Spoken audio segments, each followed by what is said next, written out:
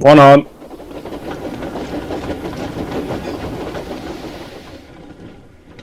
Hello and welcome to a new railway podcast. I have no idea if this is going to be any success or not, called Trackside Talks. I am your Coss, Ben. We have our lookout, Stu.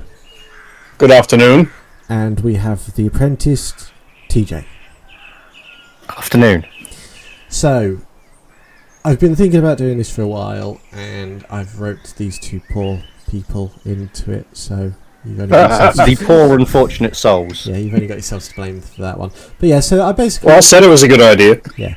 I'm going to be doing a monthly podcast called Trackside Talks, where we go over railway news, might interview some people, talk about some heritage stuff. Doesn't always have to be about railways. We could always talk about other things sometimes if there's anything interesting. Like traction engines. Like traction engines, if there's something interesting going on, or fire engines, or planes, or boats, or... Because, you know, I've got my fingers in a few different pies, and I know TJ's all over the place, and Stuart... Certainly am. Stuart has his tendrils everywhere. So... yeah. So... Yeah, that's what Trackside Talks is going to be about, really. Just, you know, sat on the side of a track, waiting for the trains to go by between work, and just talking utter nonsense. That's exactly what I do best. Yeah, what we normally do anyway. But yes, so obviously, kind of tongue-in-cheek name of Trackside Talks, because I work on the railway as track maintenance, private sidings. TJ, you're actually an apprentice. I am an actual apprentice with a mainline company on traction and rolling stock maintenance. Yeah, and Stuart is just a fanboy. I know people. Stuart has connections. I have all the connections. So, yes. So yeah, we'll be the main talking... Sorry. The main talking point will obviously be, you know, railway news, and we have a few things to talk about. So there's a lot. there is a lot. Yeah. We're going to be sort of going over some of the bigger things that's happened in leading up to this point in 2023. So we are getting you hooked by talking about the big occurrences. Yes. Before we talk about the small ones. Like, there's a new coal mine meant to be opening up somewhere. It's either opening that's up in or South Wales. expanded. It's either opening up or it being expanded, an old one or something. Something's going on with a coal mine. It's an expansion that's happening, yeah. Right. So go on then, Stu. Yeah, it's the... I'm going to probably butcher this. Aberpergrum? Near Port Talbot. The expansion's has been approved after a few campaigns to sort of stop that happening. Which is good news for heritage railways, which means we don't have to import coal anymore. Well, it's also, you know, going to be supplying coal for the steel industry at Tata. So there is that one. So that's the main reason for it. Yeah, so... yeah, it's because they struggle to smelt steel with anything other than coal. Yes. Basically. Yes, and this is why... I mean, it's difficult regardless. This is why there's also talks about opening a new coal mine in Cumbria to get coal for the steel industry. And I think also the concrete industry still uses coal as well. There's one thing that was a bit ironic in Germany, though. Go on. They expanded a coal mine by taking down a wind farm. Legitimately, they did that. That seems the most productive thing I've ever heard. Yes. But obviously, with you know, coal burns at quite a high temperature and can last longer in a furnace than some other fuels. So you need that heat for your steel industry. And what I find... You'd also be lucky if you get a metal that is actually solid at that temperature. Well, yes, there's that one. And what I find absolutely hilarious is everyone's going on, you know, we need to cut down on using coals. That's okay, that's fine. fine as a heat source for our steel industry. But they then ignore the fact that we still import coal from Australia that comes on. We've got Australia, Colombia. With what's more economically friendly? Coal being mined in this country and being used in this country, or coal being burned from Australia, which takes thousands of tons of fuel to actually get here? Yes, and nice big boats. So, not just boats, some of it does go by cargo plane, very rarely, but it does sometimes. Really? That's the first I've heard of it. It's very small amounts of coal, I believe. People in the comments can correct me if they're wrong, but it's like very small amounts, more for like if it's like European coal, if it's like sort of between a like from Europe to America, sometimes if it's needed urgently, they'll load a small amount of coal onto a plane rather than sending it via ship, because obviously ship takes far too long. Just one shovel load of coal. Is like, here you go, mate. But by the time they get there, the coal's like decomposed. but we all know one thing that won't be using coal for a while, and this is probably going to be our biggest news story. The Q6 went kaboom. Yes. I've been told what caused it. And the North Yorkshire Moors Railway is having a really bad time, so I think we should roll back the clocks a little bit here and start with the first incident on the North Yorkshire Moors Railway this year that is quite highly known about, and that being the train that decided to lose a coach. Yeah, yes. That one. It was an interesting experience. Having spoke to someone who was involved in or was going to be involved in the investigation, they weren't particularly happy. They kind of had the foresight to go, well, this shouldn't have even been, not necessarily foresight, I don't know if that's the right word, but hindsight to sort of go, well, surely each coach is checked at least the beginning of every week. So there should be something in place where every coach and every bookeye and every coupling is checked. So let's just go over what happened so the viewers can and the audience know what happened. There was a passenger train running along the North Yorkshire Moors Railway, and I believe it was between Lewisham and Goathland. Right, at the time. It was the trailing BR Mark 1 coach, the very end coach. At least it was the very end one. Yeah. Decided, you know what, I don't want to be part of this train. You know what, I want to duplicate the Great Western Slip Train. Yeah, let's make our own slip coach, and disconnected itself. Thankfully, there was nobody in the corridor at the time, from what I understand. The brakes came on and everything ground to a halt pretty damn quickly. However, it is still a massive safety concern. It's a big oopsie.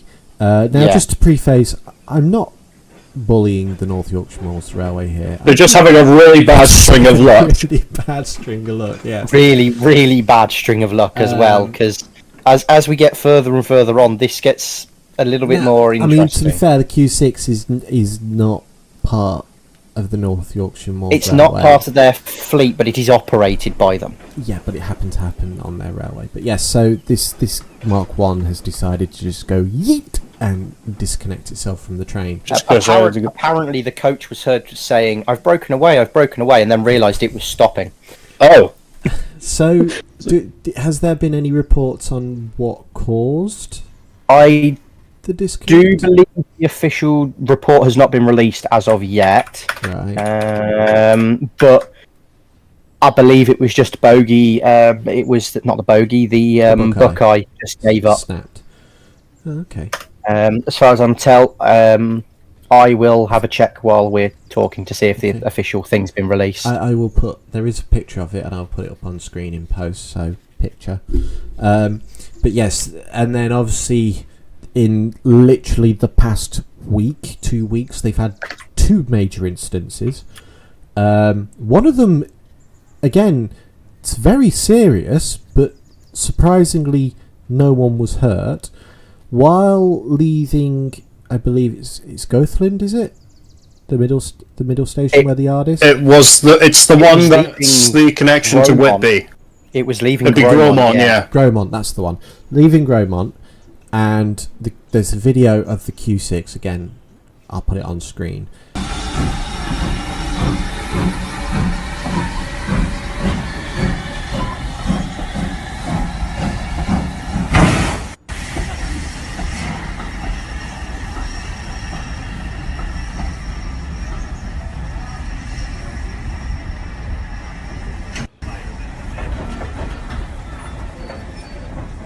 Oh, that's it.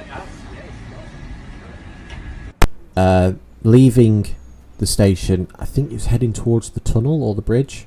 It was leaving for Pickering, yeah. Heading towards Pickering. And you just see the steam starting to build up around the piston, and then ping, there goes the piston.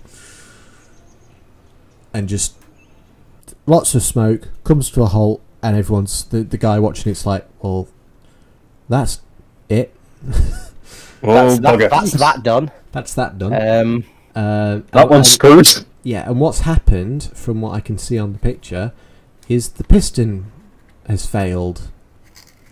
I can tell you exactly what happened with that one because I've got my As I say, I've got my connections. Apparently, that's a stitch weld that's failed. A stitch weld. I heard that as well. Yeah, it was a repair. That failure's happened before, and they've stitch welded it like decades ago, and it's now failed. Well, to say it was fixed decades ago and it's only just failed is impressive. However, surely they would have gone, maybe that piston needs to be replaced. I think that's the set of pistons it had during its last overhaul, I think. Yes, it will now have to be a consideration that they're going to have to get some new cylinders, because now that's happened twice. It's a bit more of a worry. Can we even fix it again? If I had a penny for every time the Q6 broke a piston, I'd have 2 pennies. Strange that it happened twice. Yeah, well, this is Nelpeg basically saying if I had a penny for every time one of our locos had failed, I'd have 3 pennies. Oh, why? What others? Strange that it's happened 3 times. What others have failed? For those who have social media, things like that, you will have seen the video or the photos of the Q6 and its cylinder break. Now, what happened when those photos surfaced was another photo surfaced of the J27. That picture. Oh, is that the one where it went through the shed? Went through the shed. Now, this picture was brought up to sort of make people think they'd done goof twice in a day, yeah. Had one massive incident. Yeah. What actually happened was that happened many years ago. So that was the Northeastern Locomotivation Group, or NELPEG. That was their first penny. Their second penny was probably when the Q6 broke last time, and their third penny is when it broke the other week. Yeah. So it's weird that they've got 3 pennies. Yeah. And they're both and it's on 2 Northeastern engines. I think they're trying to tell us something here. But just to add fuel to the fire, what was it, yesterday, day before? Something like that, yeah. As of recording, the North Yorkshire Moors, again, has been in the news because someone decided to drive their car into the back of a train. Yeah.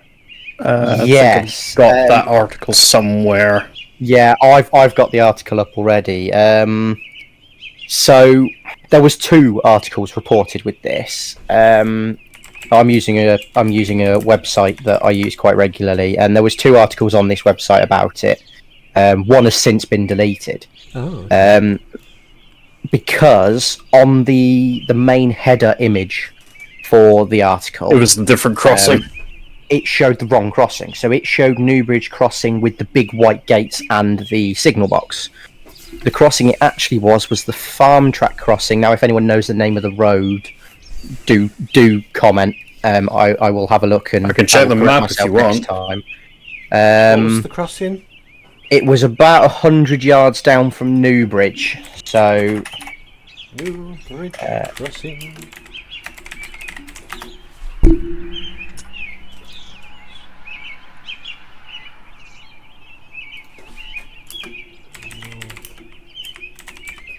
So it looks like it was just like a farm. Yachts Road, it says.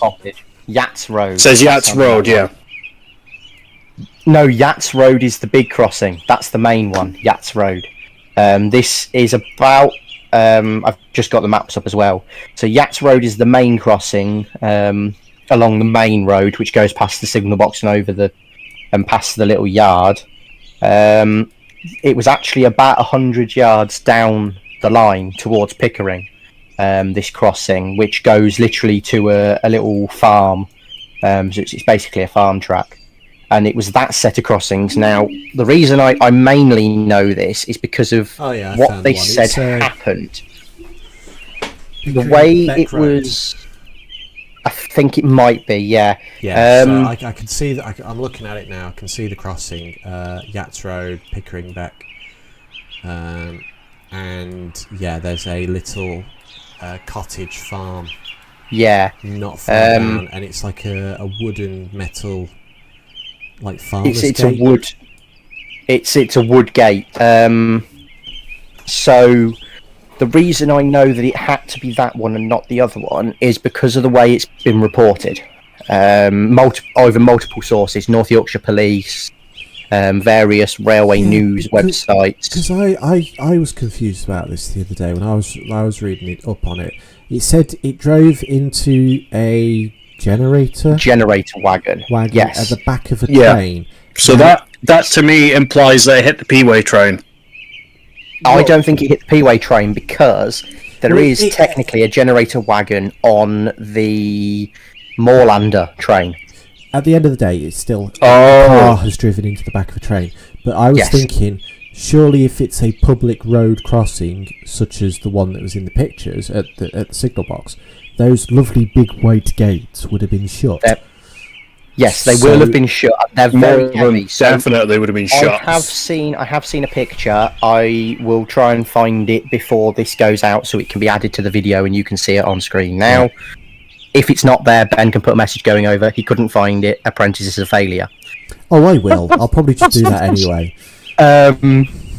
Yeah, he'd probably do that anyway, just to wind me up. Oh, don't worry. Give it a couple of episodes and I'll introduce your nickname. Oh, no. Oh, that's no fun. So the main reason I knew is because those white gates, they're heavy. I mean, I've pushed gates like that open or and closed before. Yeah. They are heavy gates. And for this car could have been doing a fair bit of speed, but most of the damage that was sustained to the car and the person would have come from the gate. Yes. And also the fact that if it had gone through the gate, there would have been reports of car goes through gate, hits train. Yes. Now, I reckon it was the farm track one, purely because, and this is how the new article is laid out with this wooden gate crossing. It says it's a pogo crossing. It does say it's a pogo crossing, which is a power-operated one, like the big road, like on Yachts Road. But I don't think it can be that. I think that's been reported wrong. Yeah, I remember that. It said it was power-operated. And again, I'm thinking if a car's gone through a power-operated gate, especially one of the old style wooden, with the big red roundels. Yeah, so there's no way it'd get through. I mean, there was the other incident going off Heritage that I've just remembered about, where recently I've sent you the video of this, TJ. Yes. That lovely guy that decided to bring down the power lines on the main line with his tipper truck.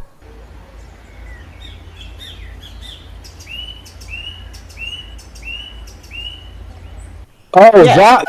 Yeah. Yeah. So I've actually spoken to a truck driver about this, in another friend of mine, and he says there should be no way for that lorry to drive forward with its tipper up unless there was a fault with the vehicle. There was clearly a fault with the tipper. Yeah, because it locks it out if you try to drive forward too much with the tipper up. and it shuts down, apparently. Take that with a pinch of salt. So he reckons that the tipper is up because it shouldn't be moving, it should be VOR, vehicle off-road. Yes. But you said that's, 70 trains a day on that section? Yeah, it is. So it's... I did some research. What section of line is it? It is the section of line between Stanford, Le Hope and Pitsea in Essex. Former London, Tilbury and South so that's Great Eastern Main Line, isn't it? I think so, possibly. Or Great Eastern Section, anyway. Yeah, it's former London, Tilbury and Southend Railway. Line speed is 70 and it's roughly 92 trains a day. Damn. Oh, he's going to be in serious trouble for that. Again, I'll see if I can get the video and put it up now. If there isn't, I'm sorry.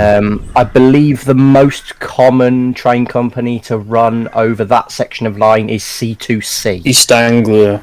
Yeah. Oh, C2C. That's Capital to Country, isn't it, what it stands for? I think so. Something like that. So yeah, I mean, to be fair, the UK isn't the only one having their bad time of it.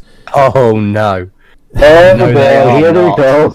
This is now where we throw shade on the Americans. Oh yeah, because we all No, love it's safe American enough, Sander. food.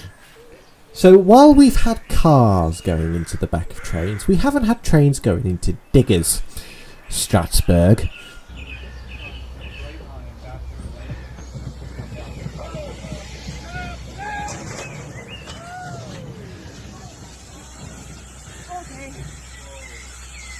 No. So that obviously happened a little while ago when everyone has heard about That happened like late last year, didn't it? Or early this year? It was very early this year, so we are rolling back the clocks a fair bit with this one. But yes, 475, famous for being the locomotive that shows up in Thomas and the Magic Railroad, Decided to have his face punched in. decided to... Yes. not to have its face punched in, decided to punch its own face on the arm of a digger.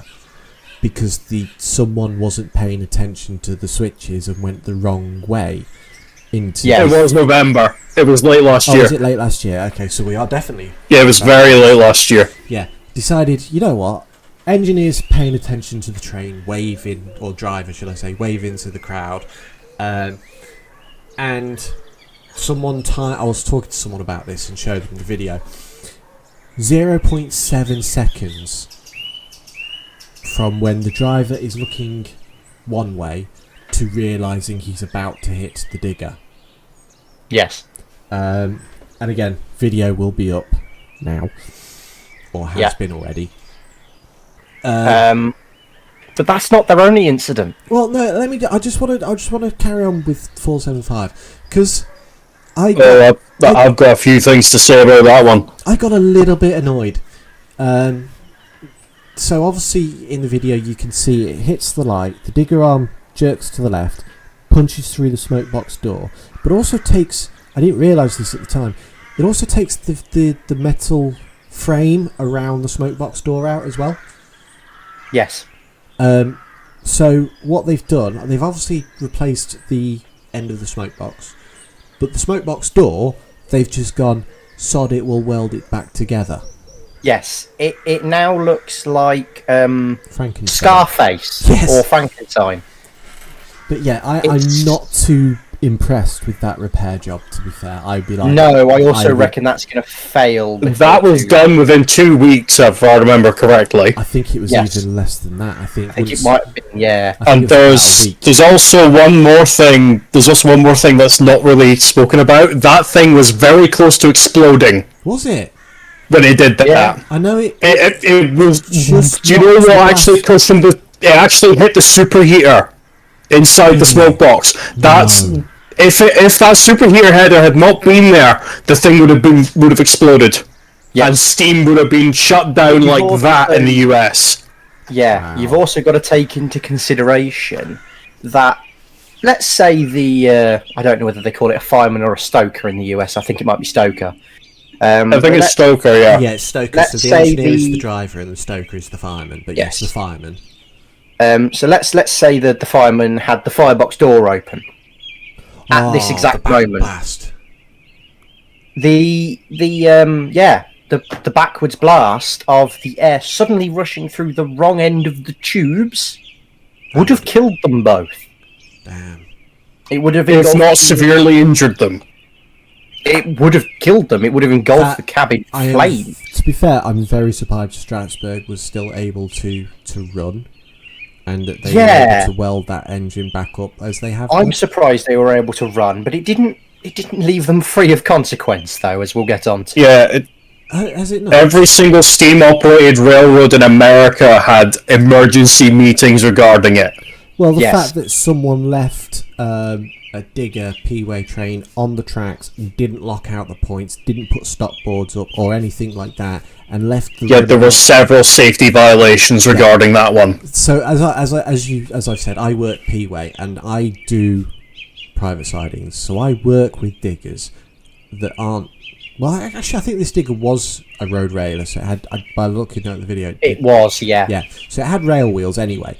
But I work with some similar design, no rail wheels.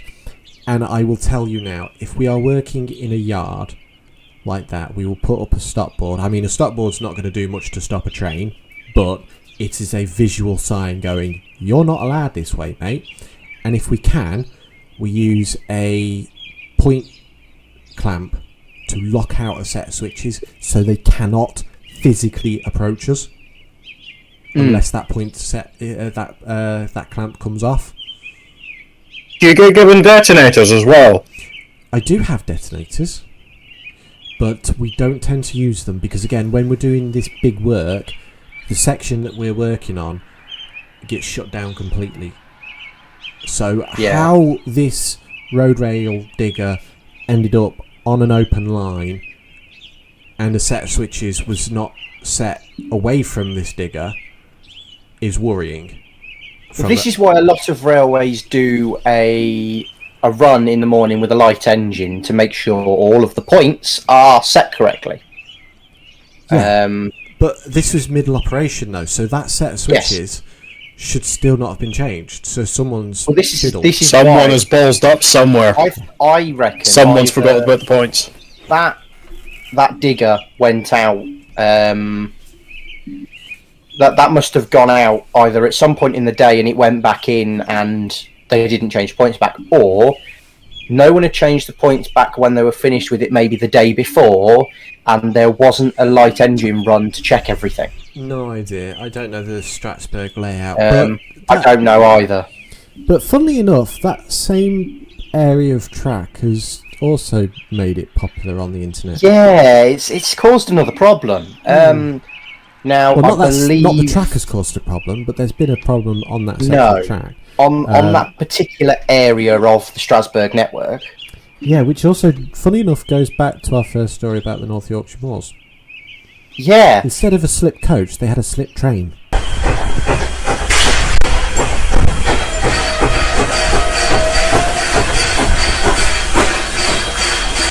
Well, no, not really. Having read the news articles and the reports on it... Oh, there've been reports now?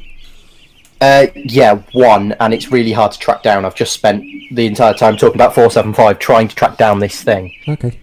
For it. Have you seen this video, Stuart? Yeah, I have. Yeah. So this I thought I'd sent it to you. Maybe I didn't. But this incident, which some of you will have probably seen by now, involves one of their other engines, smaller one. I'm glad it's not 475. Yeah, a smaller engine. I don't know its number. I'm not very familiar with American engines, to be truly honest. However, it goes clang.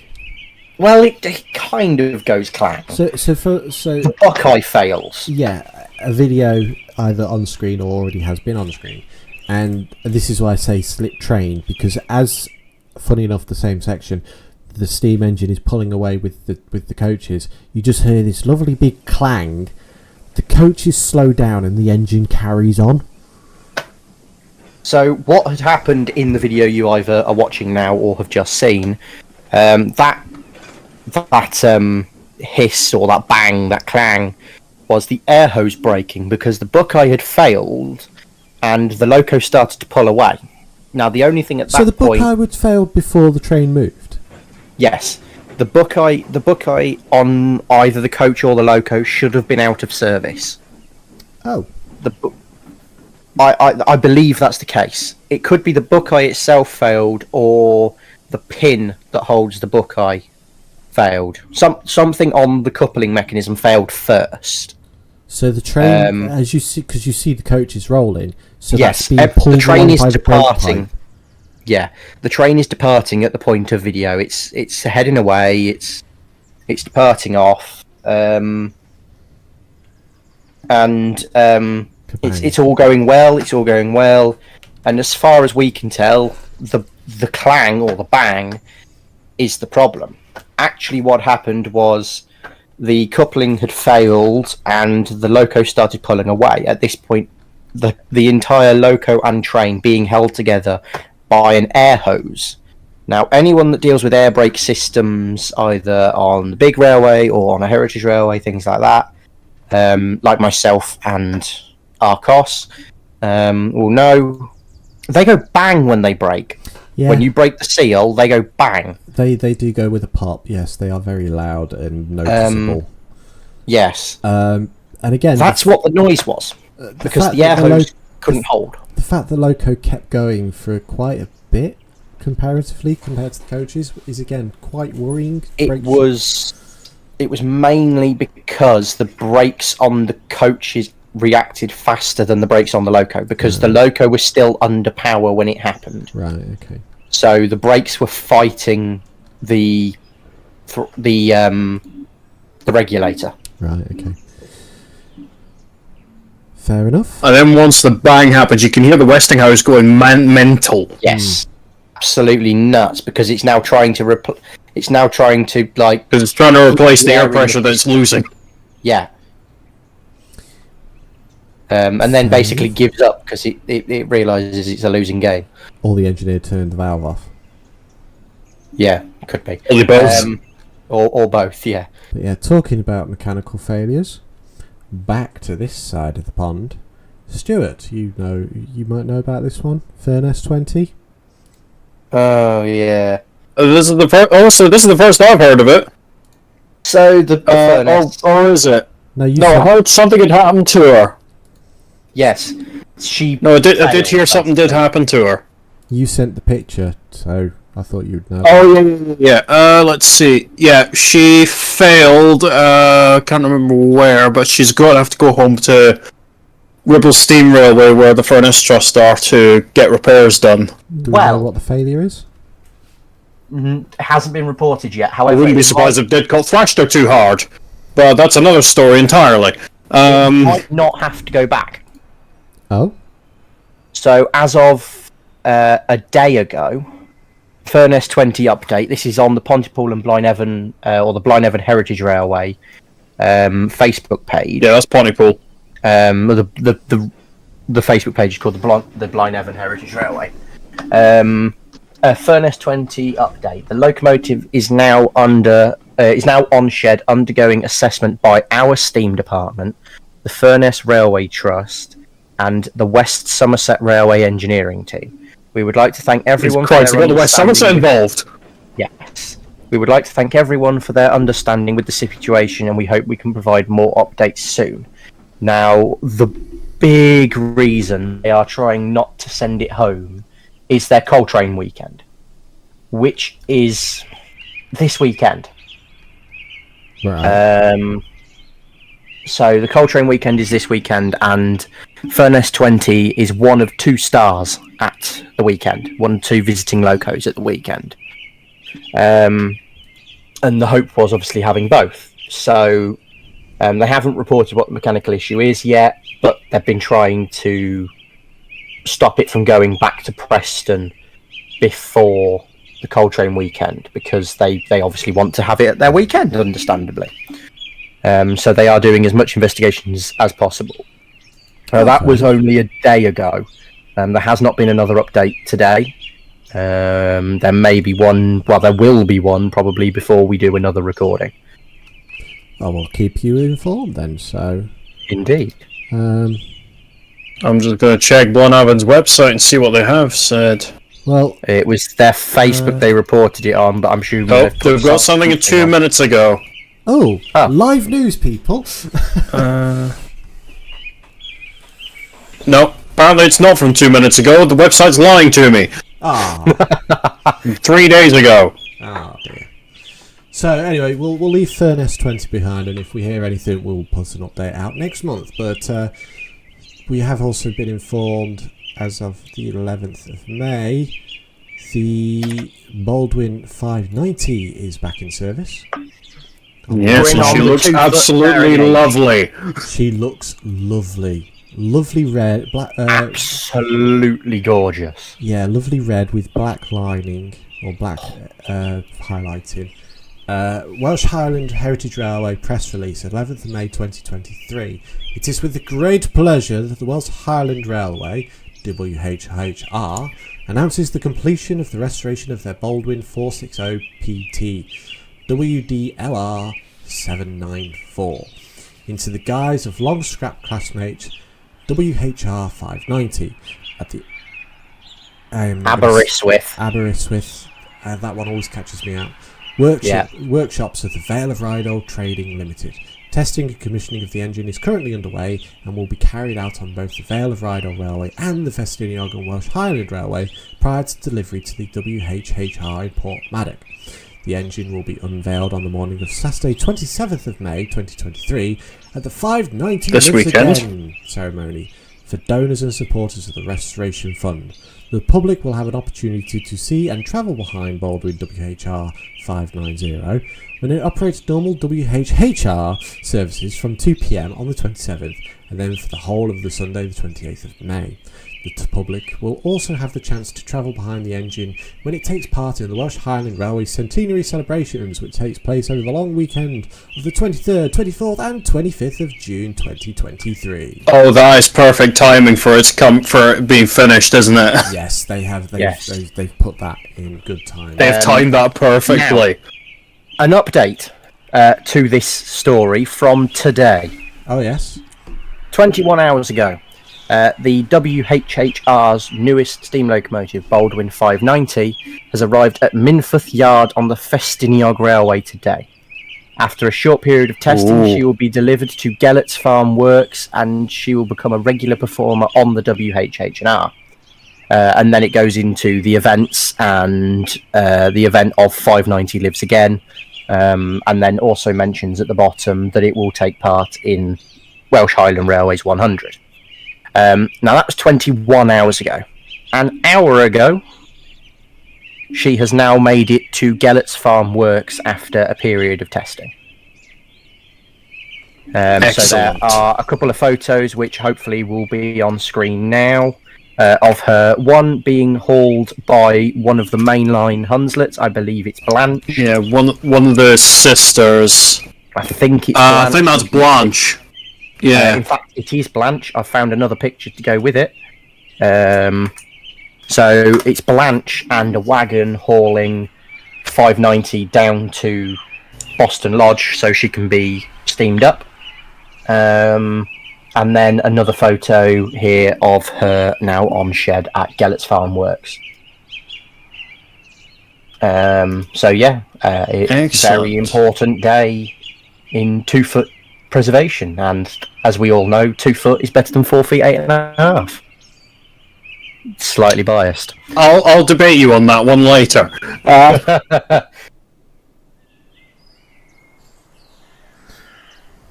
So, well, at least she's at she's at the Festiniog then. She's at the she's home. Heritage Railway. Nice. She's home.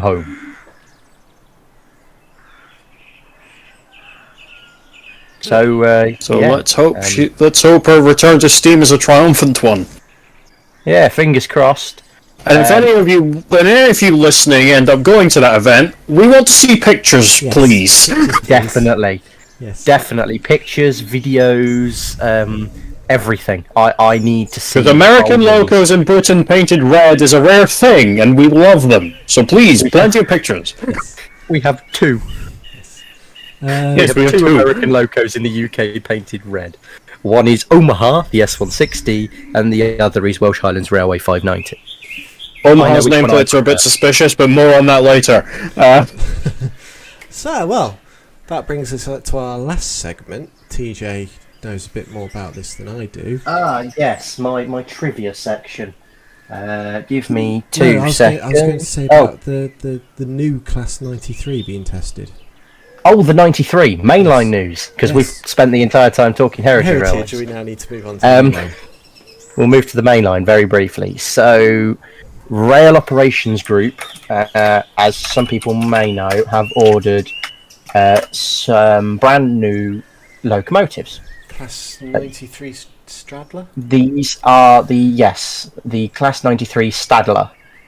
They are tri-mode. So for anyone who doesn't know what tri-mode is, it is the 93, which should be appearing on your screen now. There's your cue, Ben. Yep. It has a pantograph, as seen in the picture. It also has third rail shoes, so it can operate on the south of England sort of network, and she can run on diesel as well. There is currently one on test over in Spain, this being 93001, in this rather fetching, this rather lovely Rail Operations Group green. I think it's I like that shade of green. Yes, I think it's a lovely, lovely colour, and very we're moving to green energy esque. Yes. They are going all out. We are moving to green energy. This is what. So what I've read online, this is an evolution of the BR Class 88, which is... Yes, because 88s are bi-modes. Yes, so they're electro diesel, so they've got the pantograph and a diesel engine, and I've seen them working in both forms, and they are really silent actually when they're in electro. Oh yeah, they are ridiculously silent. Because I find it funny because they've got a sister class, the 68, which is just a diesel only. Yes, that's strictly diesel. Yeah, we had a pair of them up here. Yeah, I see them a lot where I work. But yeah, so having a tri-mode engine is going to be interesting. I think it's going to be incredibly successful, because one thing we do need is something that can access all areas. Yes. Because we constantly have various... And this is going to be a major step in that. Yeah, we constantly have, in the rail maintenance world, as you all know, Ben, we have various levels of isolation on track sections. Now, we could have an overhead line section that doubles up with a third rail section. Both electric areas could be off, could be completely isolated, no electrics whatsoever. Therefore, for any like track renewals, things like that, you have to use a diesel. You don't have a choice. There's no other way to get the materials in. Or if you're Merseyrail, you can borrow an austerity. Well, yeah, you could. Definitely need to dig that video out so that can go in here so people know what we're talking about. Is that when that's the steam engine running on Merseyrail, hauling an actual revenue earning freight train. Yeah, they actually did some jiggery poker and managed to get a bucket on the Merseyrail. Which is just I remember brilliant. there was I think Metro in Manchester, the Metro tram system also had it, where they had a austerity from the East Lancs Railway pulling a maintenance train along the. It might have been Metro then. There is a picture of an austerity on the tram line somewhere.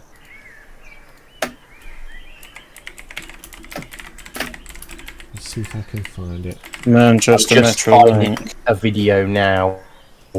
Yep, it was Manchester. Yeah, It was Manchester. Yeah.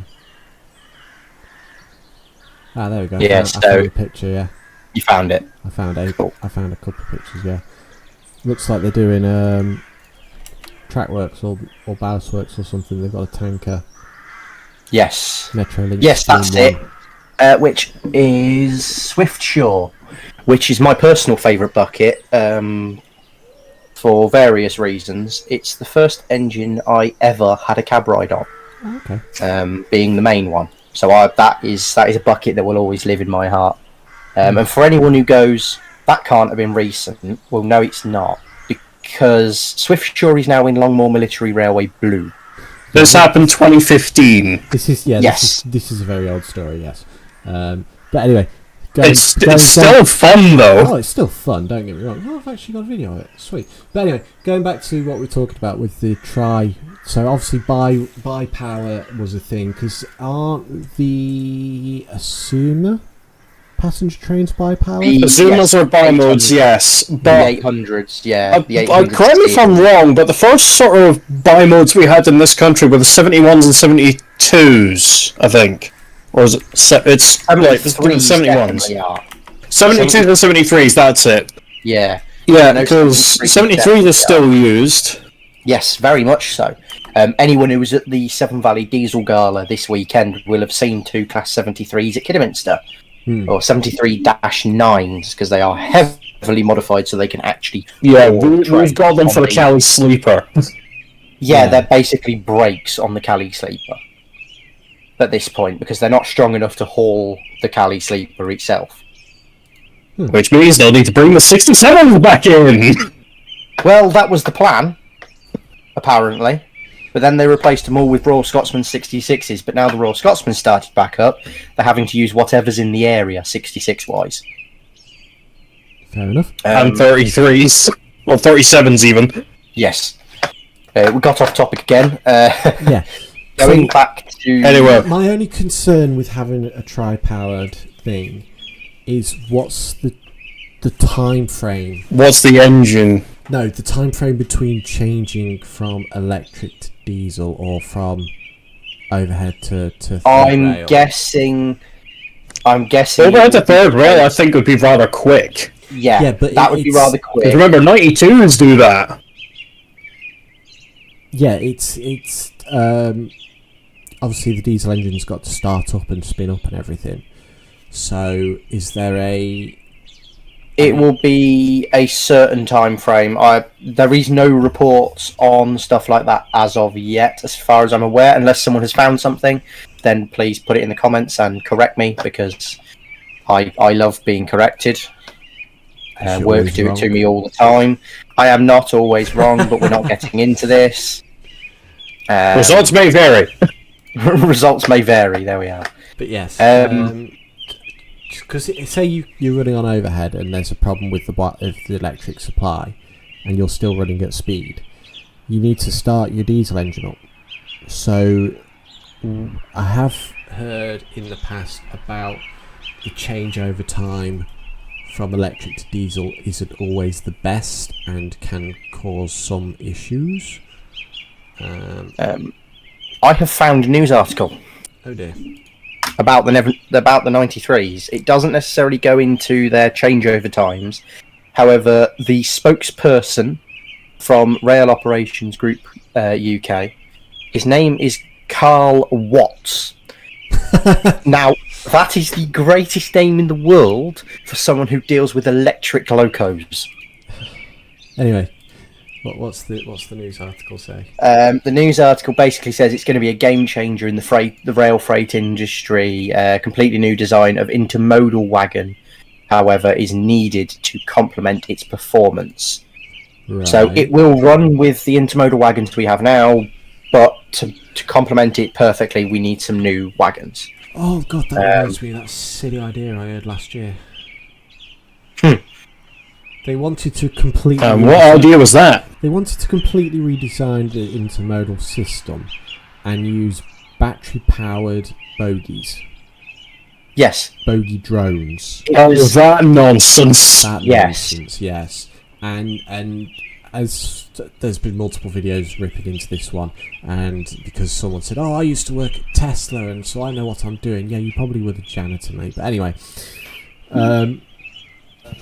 So the idea was that instead of having a car which you then put a container on with a loco at the front, the bogies were going to be their own separate locomotives, and there was going to be no frame in the middle, so they could be completely independent, and they would position themselves at a place for the container to be dropped on top of them, and then they would scurry off to wherever and join up as a train with a bunch of others and scurry off to wherever. But this would only work in a rail yard. Well, I doubt even that, to be honest, because these guys were talking like mainline running. But because there's no physical connection between the one at the front and the one at the back, braking for me was a major concern. And what happens if... Because what if one fails in the middle? Well, that is that one. But I was also thinking, say for some reason one of the motors slows down or something and there's a bit of a communication glitch. If the front bogie drone goes flying off and the rear one stays where it is, what happens to the container? An excellent question. Yes. Yeah. As a yard I think factory... the only way that would work is in train formation when they're going on the main line. The only way having powered bogies on wagons would be a help is for hills. Yes. But It would have to be something that you can sort of like, not necessarily switch off, but isolate until you need it. But yeah, could you imagine having these things rolling around? And again, this is an American thing. Midwest America, where there's no signal out in the middle of a desert. Shall we refuse to talk about Ohio that would in be... this point? Yeah. Shall we refuse to talk about Ohio and their railway system? Oh God, Palestine, yes, I forgot about that. Do we have to talk about Ohio? We don't, which is why I said, shall we skip it? For Yeah, those, because we're coming up to an hour. I think everyone knows what happened in Ohio at this point. In fact, the US as a whole, for the national network, I think everyone knows. For those who don't know, I'll go very briefly into it. So, railway companies in America are in charge of the track they run on as well. There is no network rail we have here. There is no network rail over there. The key point is the freight companies. The freight companies are in charge of the maintenance of the track. Yeah, the passenger trains. This was clearly an issue for Ohio. Because they clearly thought, well, we don't need to maintain our track, it's perfectly fine. And then had 2 derailments in about a month apart.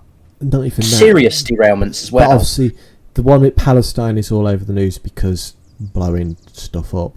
But the problem with their track was that there's no, from what I understand, there's no legal standard on when... There is not. The trackside fault detectors that they have over there sends off a signal. So there is a maximum. There's that right at this temperature, stuff will fail. You need to say something, but of course, circuit A over there will trigger at 100 degrees Celsius, for example, and circuit B down the road will trigger at 50. And if you're not at, so there's no standard. Yeah. The US is a mess. When we're only talking about the railway side, we won't go into the rest because that's politics. Yeah. But yeah, so anyway, I think everyone knows how bad US is at the moment. Yeah. But yes, so like I said, but anyway, with this drone thing as well, there's no compatibility between older models, like with bringing out a battery loco. Because I know in the UK we're currently testing the idea of battery locos on 37s and stuff. We are, yeah. But it's not the only form of alternative fuel we're testing in the UK. Yeah, aren't we testing alternative coals? Alternative coals, yes. There's hydrogen. Oh, okay. Yeah, because the Severn Valley have converted a Gronk to it. Or are in the middle of converting. For anyone that needs pictures of its update, I can supply pictures very soon. They will be appearing on screen. Yes. Because it was part of the diesel depot tours they were doing at the Diesel Gala. It was in there on display. Okay. So there are people I know who have got pictures of it. And it looks very, very nice, especially the colour. Yeah, it's basically intercity livery, but the black is green. Okay. Yes. The other thing is it's going to be called Harrier.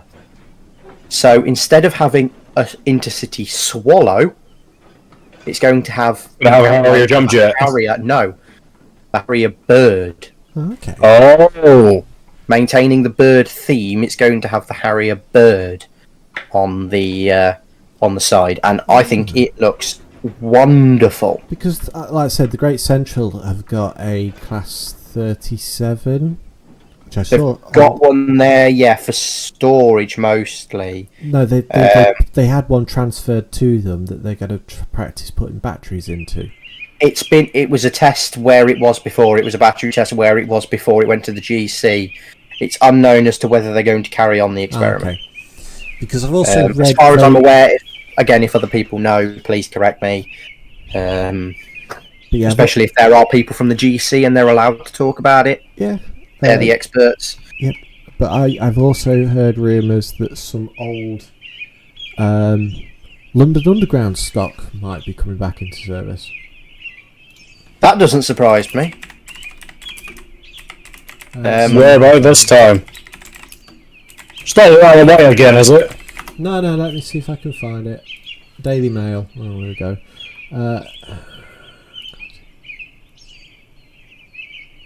More battery. They're looking at being turned into more battery-operated vehicles. Right. No, that makes sense. Especially with a couple of the railways on mainland UK that have preserved them. Yes, so in 2014, Fiver Rail paid $2 million to buy 150 former District Line trains, which had been retired 40 years. Oh yes, those things. Yeah, and then now Great Western Railway have got them because they bought out Viva Rail. Viva Rail, yes. While we're on the topic of Viva Rail, I would like to talk about the other important thing that is going on very soon. What? Regarding the guy who used to own and set up Viva Rail, Mr. Adrian Shooter. So, Mr. Adrian Shooter, rest in peace. He, as most people will probably know by now, he bought one of the Darjeeling Himalayan Railway B-class tank engines back to the UK. Because they were built up in Stu's area of the country, Scotland. Glasgow To be precise. So not quite your area, I believe, or is it? I'm Edinburgh side, so Wrong side. The competing side. The better side. The worse side. Anyway, they were built by Sharp Stewart. This one 140 years ago. Or 140 plus years ago, this particular one. And it was brought back to the UK by Mr. Adrian Shooter. It was given a tender, new build tender, Hunslet style, by the Festiniog Railway. And 2 Darjeeling Himalayan replica coaches were also built by them, as well as an American style coach called Carabasset. And these ran at Mr. Shooter's private railway called the Beaches Light Railway in his back garden in Oxfordshire. Now, unfortunately, Mr. Shooter developed about 10 years ago, apparently, motor neurone disease. That was the one I was going to say. I thought it was. He was diagnosed with motor neurone disease roughly 10 years ago. Now, This obviously meant that his estate was going up for sale. So 19B, as the loco was called, is now going up for auction. There is a group trying to save it and keep it in the UK. There are rumours of a man in America trying to buy it and take it to California. Now, I personally would love it to stay in the UK. And it's looking ever so slightly that it will stay in the UK. It is a lovely loco. It is an absolutely gorgeous loco, and I have had the luxury of not only being the guard that got to couple it up on its first train at Statfold Barn Railway when it visited last year, but also having a footplate ride on the loco the same weekend. And I thought, it's a wonderful locomotive, and it would be a real shame to see it go. So there is a group that have been set up by the people who used to help Adrian run the railway. They're still trying to raise money because the auction hasn't gone ahead yet. But the auction has not gone ahead yet. We will be linking news. They're probably giving him a chance to actually raise the funds. Well, the auction's still going ahead at whatever date. The auction is going ahead very soon. Yeah. So links to any news articles we talk about, and the campaign will be in the description. Yeah, I will definitely make sure that Ben has linked the Darjeeling Tank Locomotive Trust website, because I would personally love to see this stay. Yes. I am unfortunately not in the financial situation to help all that much. Anyone who is, it would be greatly anyone who is, appreciated. please help. It would be a shame to see it go off to somewhere like California, where it might not ever be seen again, apart from the guy who owns it. It'll probably sit in someone's garage. Or someone's garage, or something like that. Yeah. Whereas at least if it goes to the UK, the group have said they will take it to various 2-foot heritage railways in the country. I believe at one time, when Adrian was alive, it went to France and ran on a 2-foot railway in France. Oh, okay. And it's due a Overhaul. It's due an overhaul next year. Mm-hmm.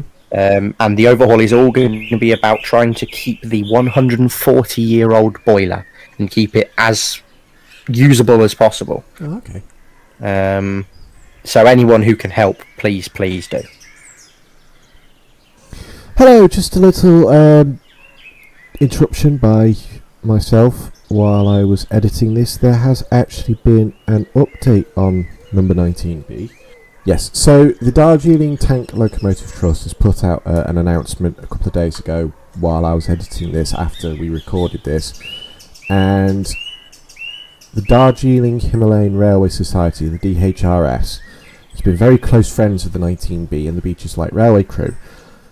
They visited the railway every year for something called Sukna and Samosas. I probably butchered that, so I apologise. Well, they held an AGM the other Saturday, discussing about acquiring 19B, her tour, and so on and so forth. And the DHRS has decided to donate £40,000 to the funding to save 19B. So, hopefully, they're still about 4 weeks, 3.5 weeks away from the auction at time of recording, so we are still unsure of what is going to happen in the future, but £40,000 is a long way to go towards the funds, so Trackside and 10 Channel 1 Productions would just like to say thank you to the DHRS. Basically, that wraps it up for me. I think that's everything we want to talk about tonight. So yeah, we'll be doing some more research over the coming month. To be fair, this episode's a bit of an ad hoc throw together. Yeah, this was a very last minute. We need to film today. And if you'll let me, Ben, I'd like to make a quick little thing regarding the last thing I put in. Go on. The chat, and it does go back to America briefly. For those of you who aren't aware, the New Mexico Steam Trust, or what their name is, hold on. ATS. Oh, is that the 2926? 2926. New Mexico Steam Locomotive and Railroad Historical Society, number 2926, has made her first movements on her own since she was put in a park in 1956. Well, congratulations to them, definitely. That is a big feat. A big feat indeed. Well, consider the fact she is the biggest 484 in America that's actually running. Yes. That is a monumental achievement. Speaking of... So here's hoping within the next year or so, she'll be out on America's national network and pulling tours. Speaking of as well, of engines coming back into steam, Midland Railway in Derby, yes, 16440, the Red Ginty, has had the Ginty a warm-up of her boiler and potentially a successful steam test from what it looks like. That's what I've been told as well. I actually saw her. I was at Butterley today for part of my work because I'm on a training course there.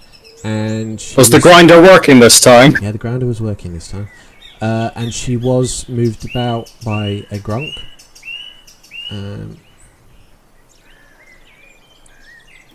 Being prepped for a steam test, I would presume. Well, no, her steam test happened at 3 days ago. So at the weekend. So yeah, 3 days ago, Midland Railway said the warm-up has finally begun. And there's not really been anything else said. So I am assuming a successful steam test. Well, I'm sure if it had blown up, you'd have known about it. Yeah, I wouldn't have seen it today. Well, yeah, you wouldn't have seen it today if the steam test didn't go well. Yes, So I guess it went well. Yes, we will. Again next month, if we hear anything else, we will keep you informed. Indeed.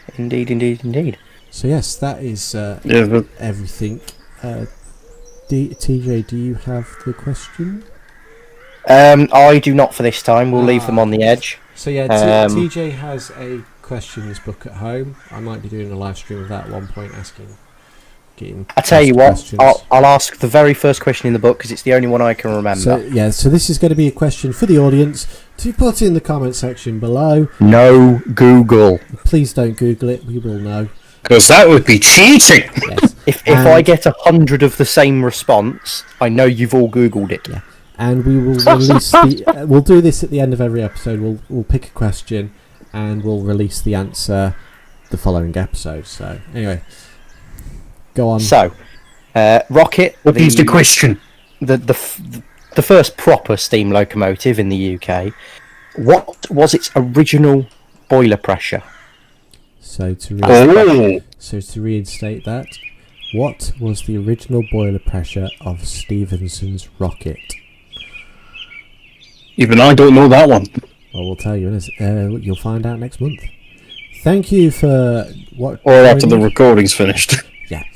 Thank you for coming tonight, Stuart. Is the track clear for us to go back to work? I'd say so. Right. Apprentice, grab that bants. On you go. At least I wasn't made to go and get the teas, I suppose. No, that's next week. Good night. Oh, that's later. Good night.